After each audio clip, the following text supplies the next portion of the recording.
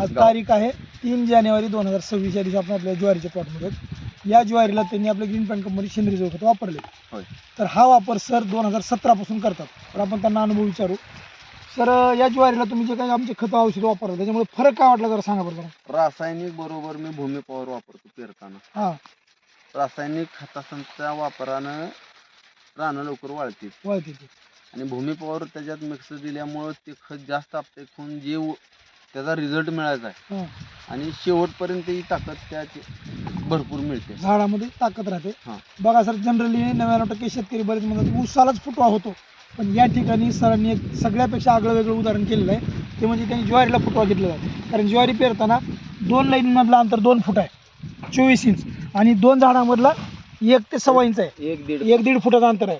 तर हा फुटवा बघा, 3-4 3-4 3-4 3-4 फूट जी संख्या 18 इंचीत सापडते ती 24 इंचीत सापडते. हां, संख्या आणि क्वालिटी दोन्ही सरांनी मेंटेन केलं. तर खत वापरून तुम्ही समाधानी आहेत सर? भरपूर. इतर शेतकऱ्यांसाठी आता अवश्य वापरावं. अवश्य तर वापरावं, पण मी हे सोडून दुसरं वापरतो. हे सोडून दुसरं सर वापरतच नाहीत.